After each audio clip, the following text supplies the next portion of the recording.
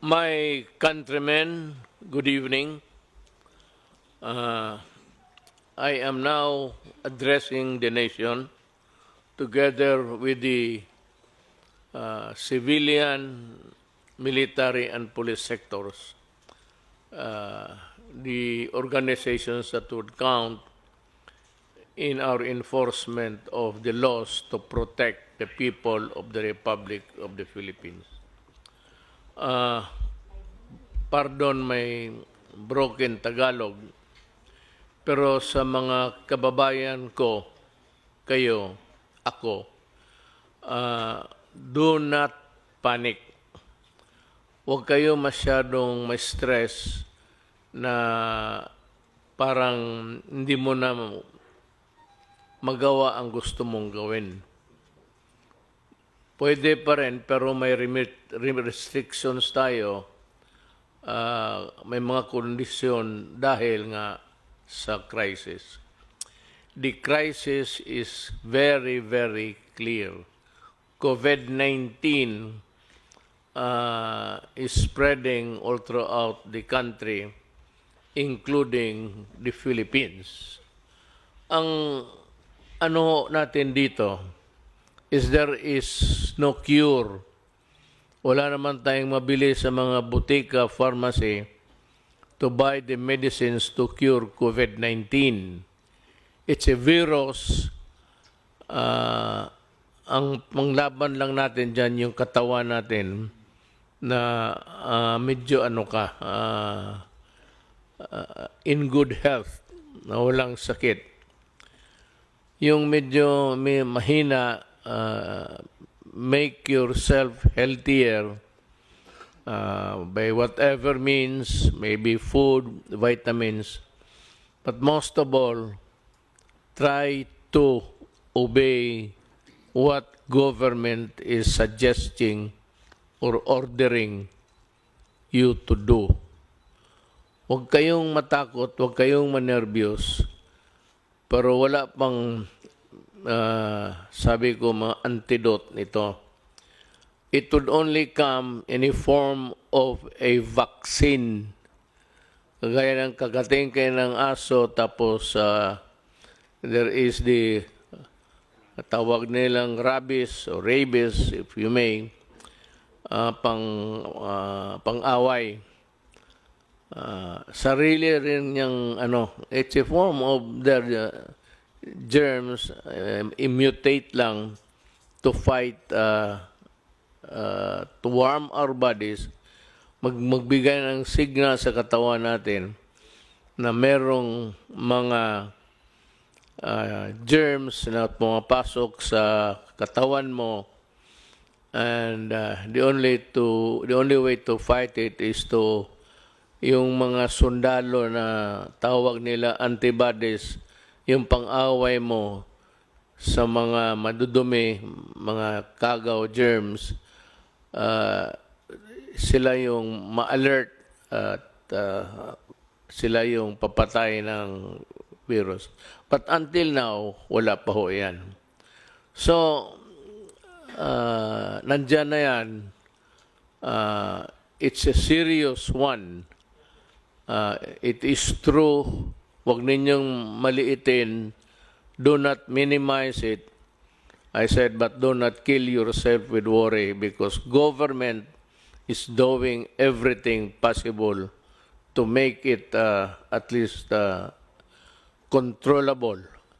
But kung kayo po ay mag-cooperate, pag hindi kayo na-cooperate, the problem would start, and it would start with you and end with you pagka ganon. So, yung mga sinasabi na social distancing,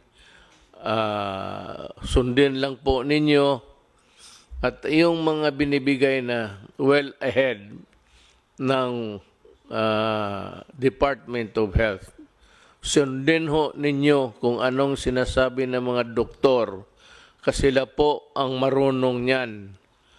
Ang military, ako, lahat, na hindi doktor, walang alam, wala kaming maitulong sa inyo.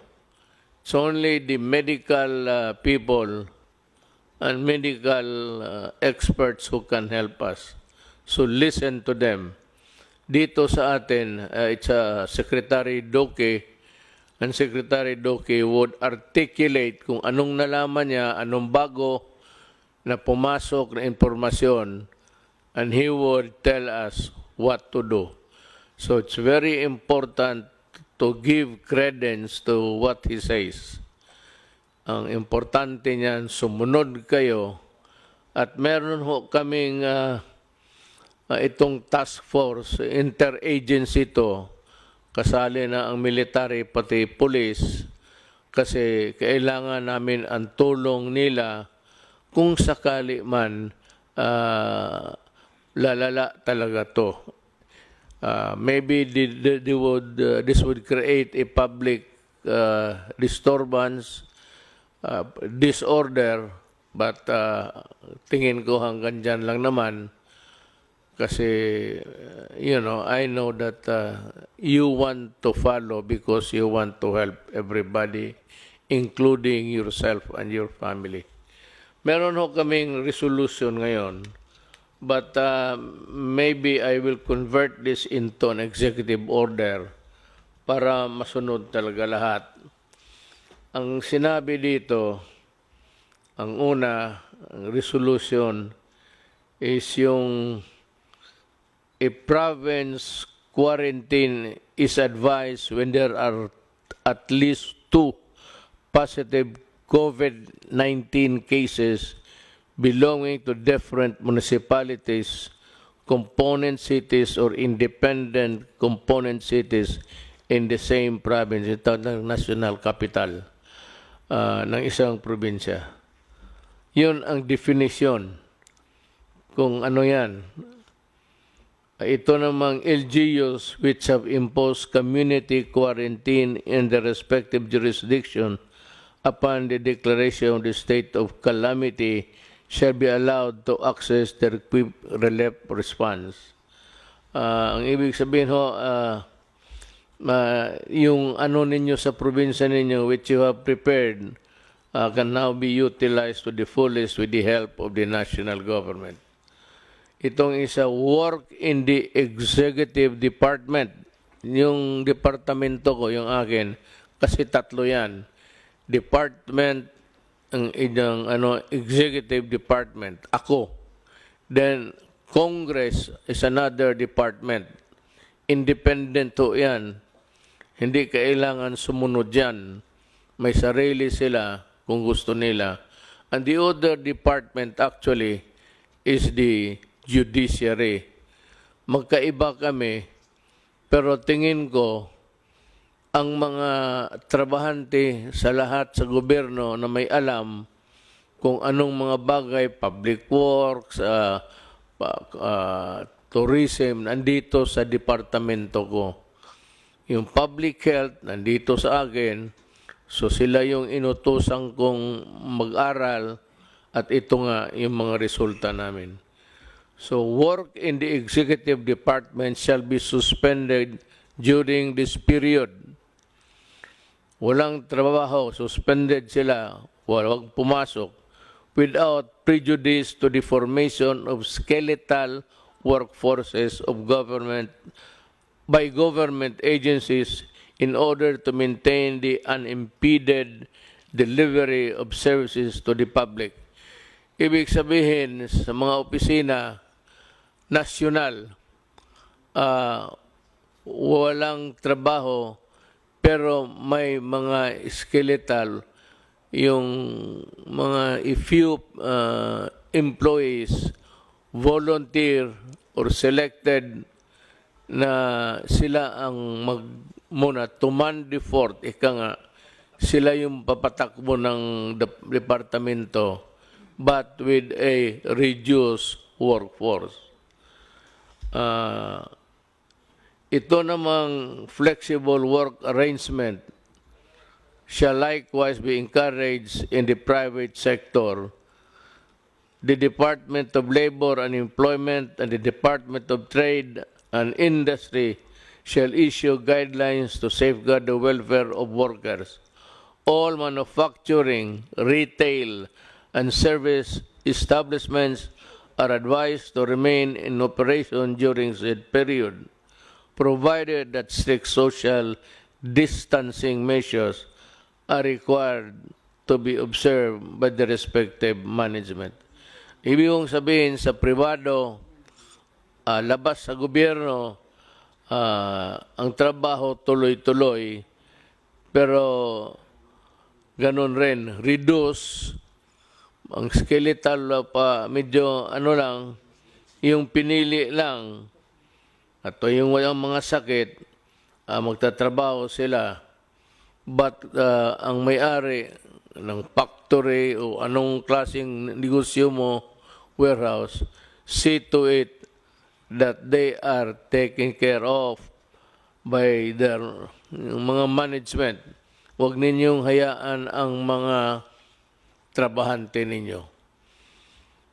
Mass public transports, including the light rail transits, the metro rail transit, and the Philippine National Railways shall continue in operation. Tuloy-tuloy ho ang trabaho ninyo, provided the Department of Transportation shall issue guidelines to ensure social distancing in said public transport. Ibig sabihin, tuloy-tuloy ang trabaho ninyo, pero ang social distancing, yung distansya mo to the other fellow, medyo malayo. Kasi pag nag-ubo siya o umatching, at least yung germs niya hanggang doon lang, hindi niya maipasa because there is the distance. Kaya it behooves upon the transportation department to come up with the guidelines based on what the health department orders. Lahat dito po, ang pinaka-importante, pinakatigas, ika nga, ang Department of Health. Kung ano man ang gagawin natin, kung anong iutos nila para sa atin, susundin talaga natin. Hindi ako, kung hindi si Dr. Doke ng DOH. Land, domestic air, and domestic sea travel to and from Metro Manila shall be suspended beginning 15/2020,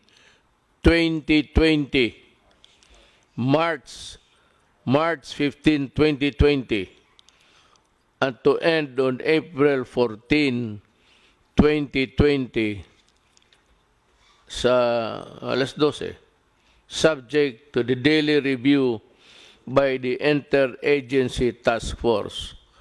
So, walang lumipad, ang mga travel is limited, pero itong mga railways sa baba, okay yan. At the same time, observe again social distancing.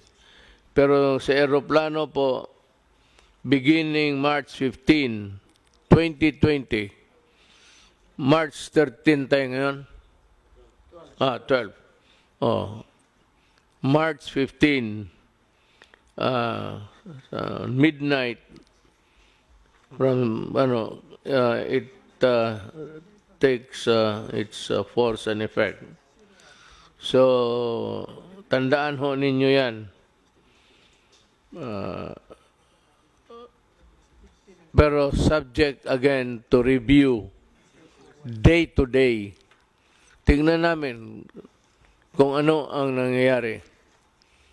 Kung if there is a slowdown in the contagion, or ganun yan medyo mawala lang ng kanya, that is the history of itong mga sakit na ito. They come and go in every 2 or 3 generations. Meron talagang problema itong binigay sa atin at wala tayong magawa,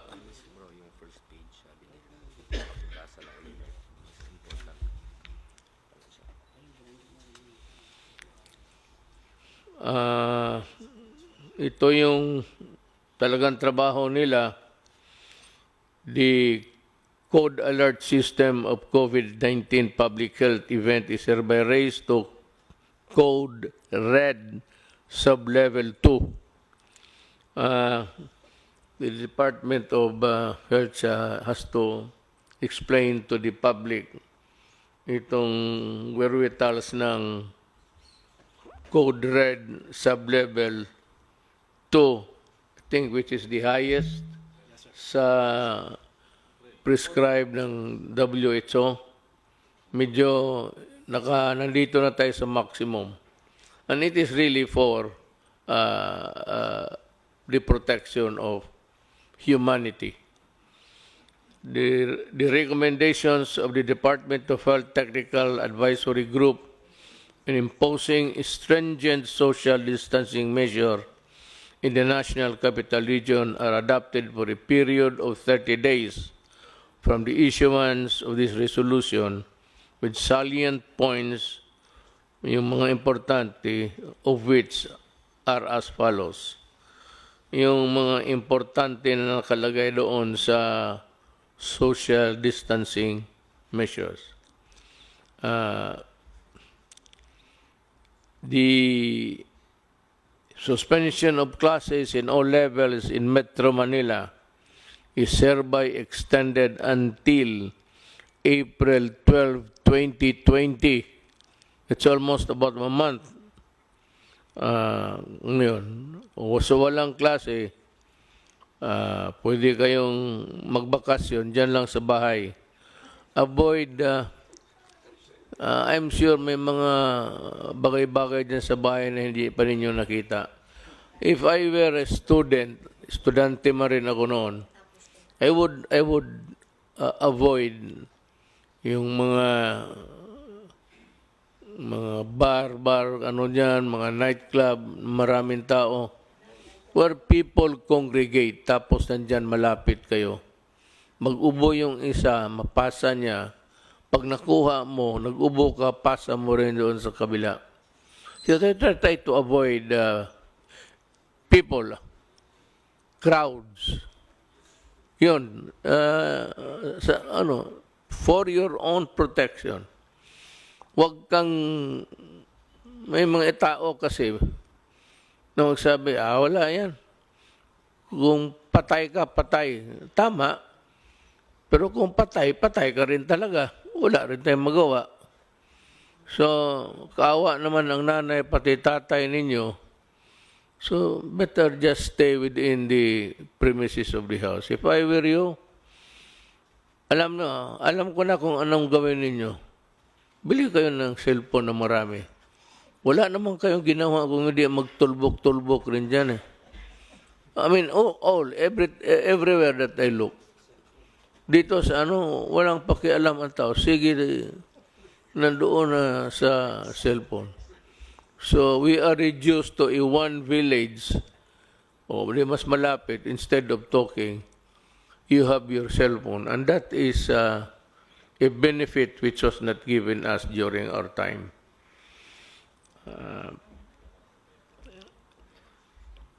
Number 1, ito, the suspension of classes in all levels in Metro Manila is hereby extended until 2012-2020, provided that all students shall continue to fulfill their educational requirements during said period. Anong ibig sabihin? Kung wala kang magawa, sabi ng gobyerno, mag-aral ka. Pero ito, hindi ko inaasahan susunod din ninyo. Ang sigurado ako, yung kamay ninyo, nandyan sa cellphone yan, instead of studying. I'm sure of it. But for you guys who really want to improve your lot, you better make use of the time to study.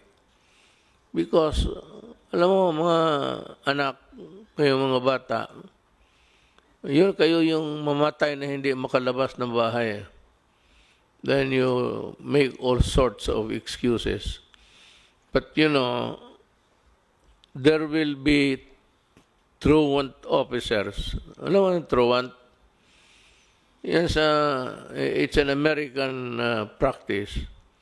Pag makita ka sa labas, pasakay sa palaboy-laboy ka lang dyan, wala kang ginagawa, sisigaw-sigaw kayo, lalapitan kayo ng pulis pati military, tatanungin kayo, then you have a problem. Pag sinabi mo na wala, nandito lang kami sa labas, and then, maybe, if you are arrogant, nadadalhin ka sa stasyon for record purposes. That you are disobeying, that you are intransigent, and that you are not fulfilling your duty. Alam mo, baski na there are a set of rules governing the responsibilities of a Filipino citizen. Baka hindi nyo alam yan. Meron yan. So, you have duties to perform also. Avoid trouble with the law, avoid trouble with anybody, just in the meantime, follow. Better just stay home and study. That is my advice. Pero kung ayaw ninyong sundin, you stick with your cellphone, ang gagraduate niyan, ang cellphone mo, hindi ikaw. Wala tayong magawa. Mass gatherings defined as a planned or spontaneous event where the number of people attending could strain the planning and response resources of the community hosting the event shall be prohibited during said period. Yung magplano, whether nakaplano kayo na mag-meeting o may rally, either naplano na ninyo, spontaneous na, sige, mag-ano tayo, gawin ito natin, total, wala na rin tayong gawin, ganito na ang magsayawan na lang tayo. You know, I do not want anybody interfering in your enjoyment as a citizen of this republic. Ayaw ko na masita kayo ng police pati military. It could be messy. Kasi yung iba sa inyo suplado, and itong mga police pati military, they have their orders to enforce. So that if you are in this category of a grupo kayo tapos magmalapit, yung social distancing is no longer obeyed, and you are violating the rules, and if you insist, it is one of a just mere confrontation to something like disobedience, which is punishable under the revised penal code. Kung makipag-away ka, it becomes, baka masuntok mo then it becomes an assault on an agent of a person in authority. In which case, from a simple violation of a rule, it will now ripen into a crime that is punishable by law. And you can go to prison. That's the problem. Ayaw ko. Ayaw ko na masita kayo ng military pati police. But ako sa inyo, if you are advised, just obey. Wala namang mawala sa inyo. Total sa inyo yan eh. It's for your own good. Hindi naman ito para sa amin. Kung I hate it, but you have to do it because there is a crisis that is engulfing the country right now. Community quarantine is hereby imposed in the entire of Metro Manila and In other areas, the LGUs are advised to abide by the following guidelines, imposing localized community quarantine in the respective jurisdiction. For Manila, may ayaw namin gamitin yan, pero kasi takot kayo sabihin lockdown. But it's a lockdown. There is no struggle of power here. Walang away dito, walang gera. It's just a matter of protecting and defending you from COVID-19. That's about it.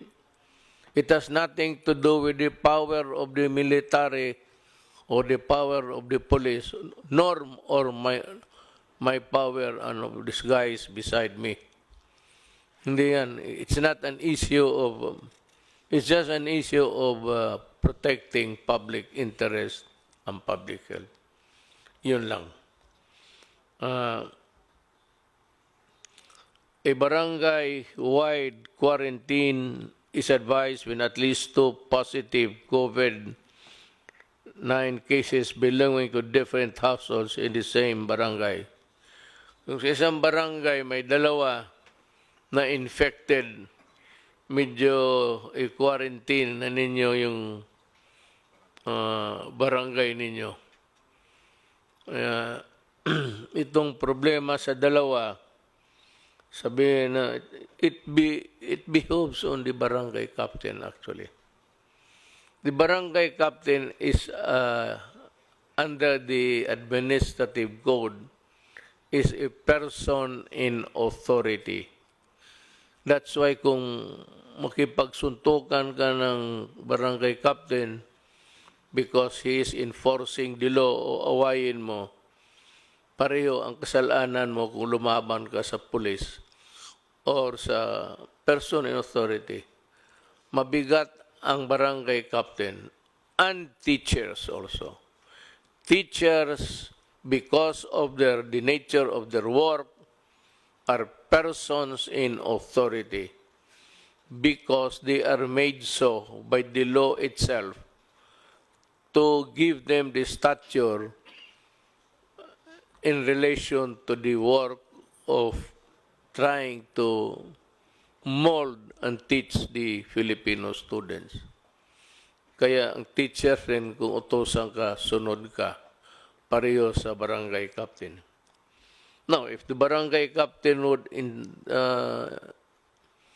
ask the teachers to help in the enforcement, you better obey because they are in the exercise of teaching the persons there of the barangay of the dangers is part of their work.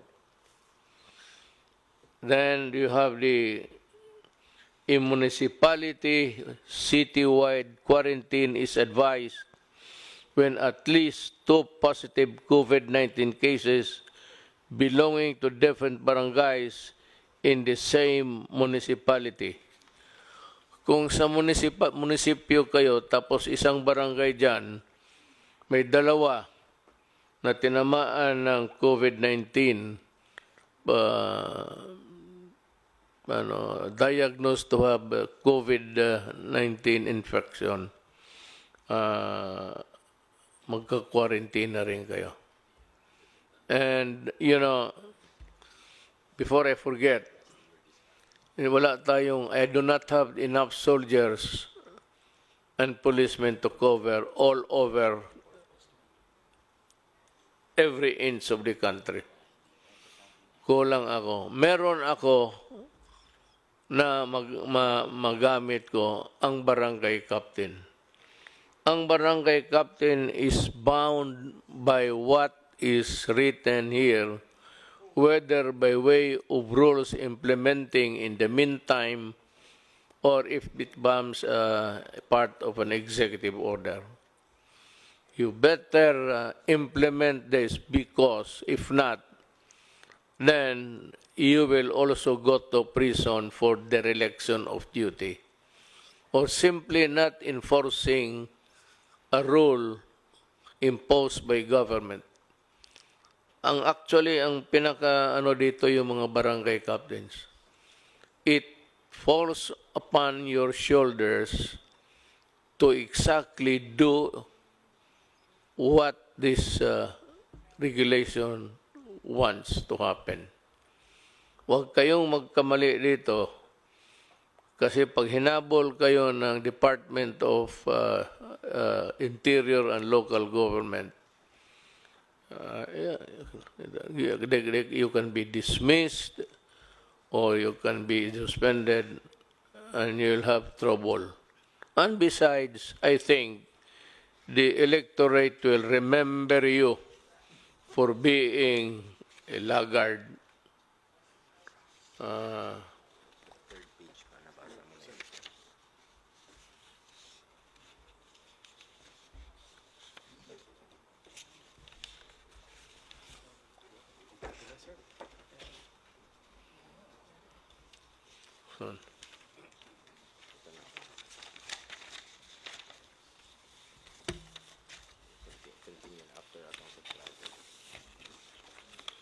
Kita mo si Senator Go. Siya lang ang working hard talaga.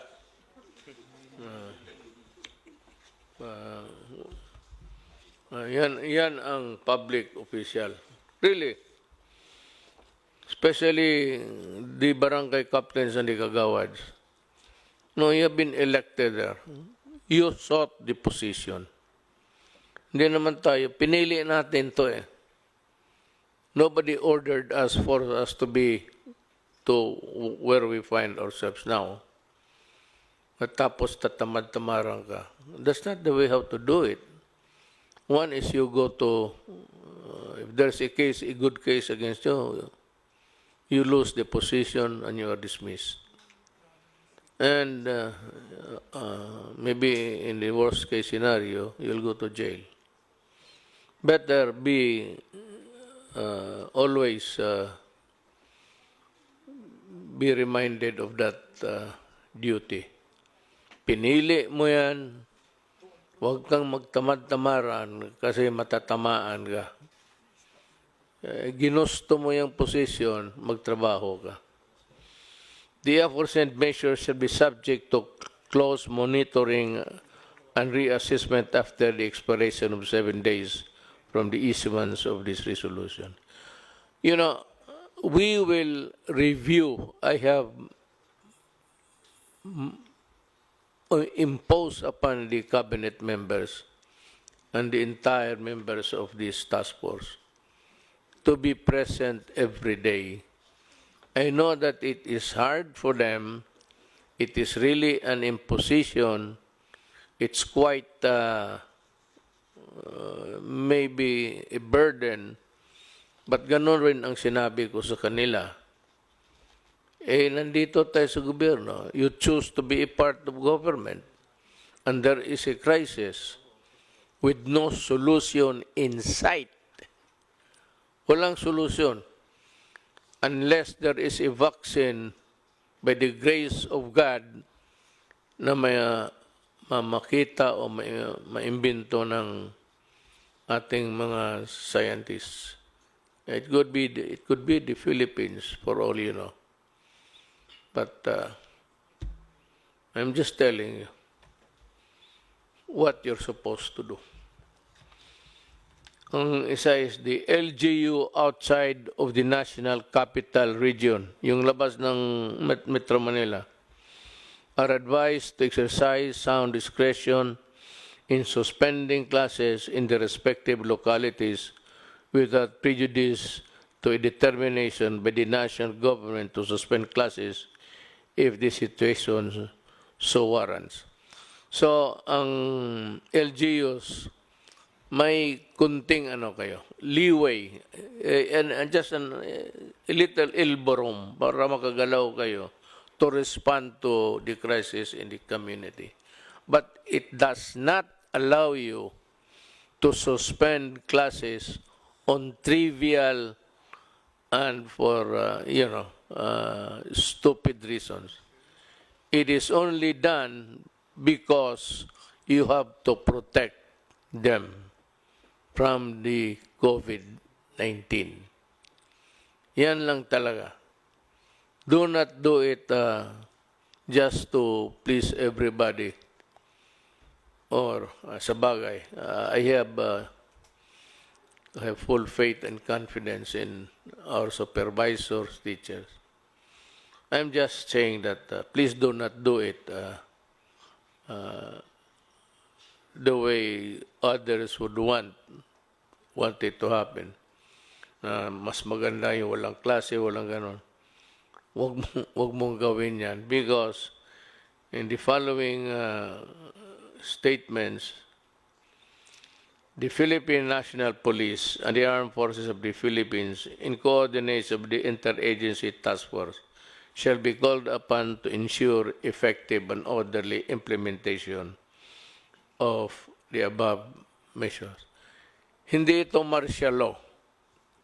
It is not a martial law. It's not even something extraordinary. But what is sought to be solved here is again, walang iba except to fight the virus and to exact compliance. Mas mabuti talaga yung maniwala kayo. Now, ang sunod, a meeting shall be conducted daily by and between the secretaries of the number of agencies of the IATF, that is the Interagency Task Force, sa COVID, including the Cabinet Secretary, Secretaries of National Defense, Environment, and Natural Resources, Trade and Industry, Social Welfare and Development, Education, Agriculture, the Chiefs of Staff of the Armed Forces of the Philippine Navy, Philippine Air Force, and Coast Guard, because in a total breakdown, I would need their help to carry on with the governance. Kailangan ko sila. Not to fight with you guys. Huwag kayong matakot sa sundalo ninyo. Sundalo ninyo yan. Ang armed forces is there to serve you. Sila yung sundalo ninyo. So huwag kayong matakot kung nandyan sila sa utos ng mga civilian authorities. Yung mag-utos sa amin, Department of Health Secretary lang naman eh. So, but when he says to the military and the police, you have to implement this. Obey them because they have the imprimatur of the civilian authorities. Huwag kayong do not try to play with martial law, military. Pero ang sa totoo, ni total breakdown, public disturbance, alang-alang kami ang iharap mo. Wala namang kaming, it's always the military who keep things in the country in order. Sila yan. Titingnan nila na everything is in order every day of their working days. Tingnan nila na ang Pilipinas safe at gumagana ang lahat ng mga tao, pati mga opisina. The balik manggagawa overseas Filipino workers shall be allowed to travel to mainland China except to Hubei province upon execution of a declaration signifying their knowledge and understanding of the risk involved, provided that the health advisory pamphlet shall be handed out to the OFW upon departure. Hindi nga eh. Not only pamphlet, baka hindi mo basahin. You will be gathered in one corner or in one room, one corner, at sabihin sa inyo ang mga, I don't know if it's a Tagalog or Bisaya, mga risgo, the risks that you will be taking when you go back to China. But China President Xi Jinping, for all of his goodness to us, wrote me a letter and said that he is willing to help. All we have to do is to ask.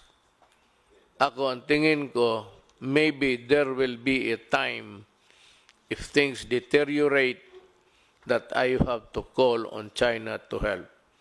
He has said that they have managed the crisis very well in this country, and he is very much willing to help kung kailangan. So, to the Chinese government, to the people, especially to President Xi Jinping, thank you for the consoling words, and maybe, I hope it would not reach to that point, but maybe we will need your help. Salamat po.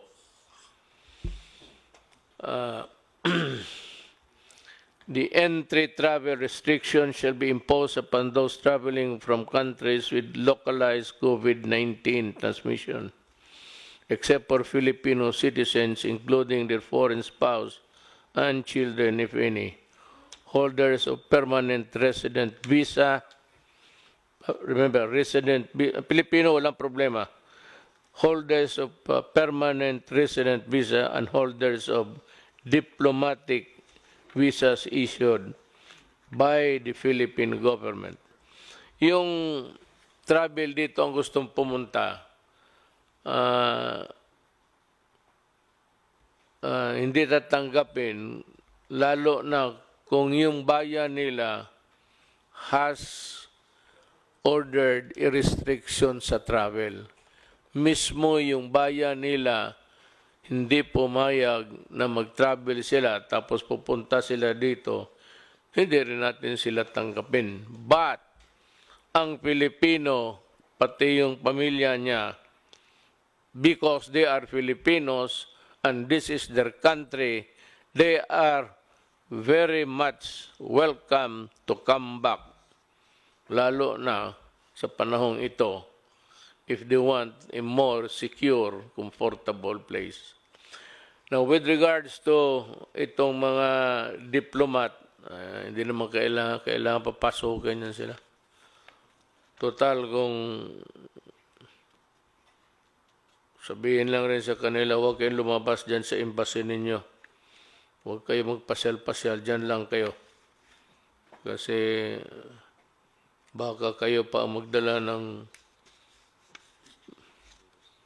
sakit ng ulo sa aking bayan. I don't mind Filipinos giving me a headache, but I certainly do not want anybody other than Filipinos to be giving me headaches. So yan ang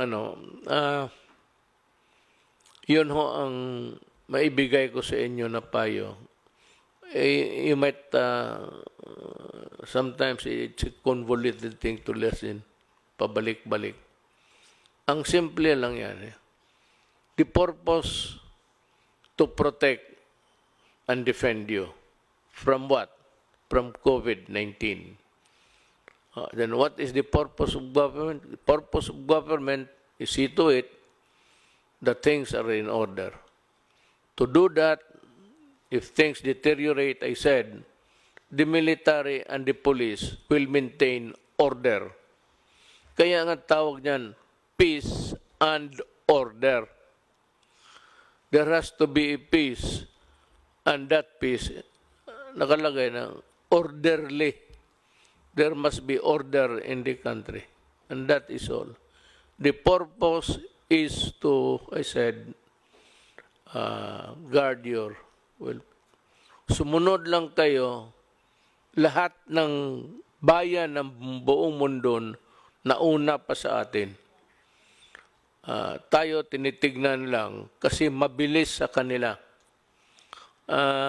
In Italy, it's 1,000 a day sila ang pasa ng contagion. Dito sa atin, medyo maliit pa. Pero numbers in a crisis can be, cruel. But overnight, makita mo, meron ng talagang mabilis na. So what we are trying to control is people with COVID na tapos yung ilayo natin yung healthy ones, sila yung i-target natin, not for anything but for their own good. They will be asked to maybe go to the hospital and seek treatment. Yung mga test ng test diyan sa para sa kung may infection ka o hindi. Libre yan. Libre, no? Libre, walang bayad. Wag naman kung healthy ka, no need. But if you are experiencing ubo, itong na ubo, tapos pag ubo mo, masakit yung likod mo, the lungs.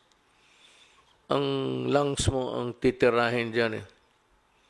And if it's too late, hindi na kaya ng antibiotics yan. It starts with a virus. The virus weakens your body. And it weakens your body, lahat na papasok, then it will kill you. Putang ina itong virus na ito, walang ginawa, ganun. Papasok sa katawan mo yan, just like AIDS, makes you weak, then it allows other germs to come into your body, and you get sick, usually pneumonia yan. And it's virulent, so seek treatment as soon as possible. But we are here to serve you, and every day we are meeting and in contact with the rest of the country. Meron tayong struktura. The structure really, people are asking, what is your preparation? What's the structure? My God, yung structure natin is itong health. Meron yan silang regional all over. Then meron yung city health, provincial health. But yung national, yun yung mga regional health centers. They are already well equipped and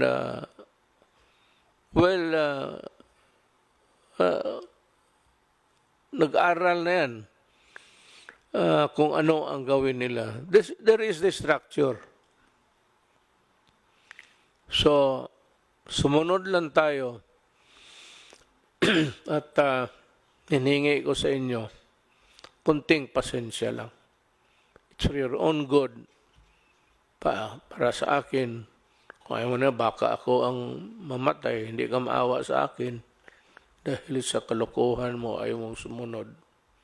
So, let's help each other at this time of our life because everything is placed in jeopardy. Delikado talaga. Totoo ito, crisis talaga ito. Kasi walang gamot. Okay? Salamat po. Thank you for listening.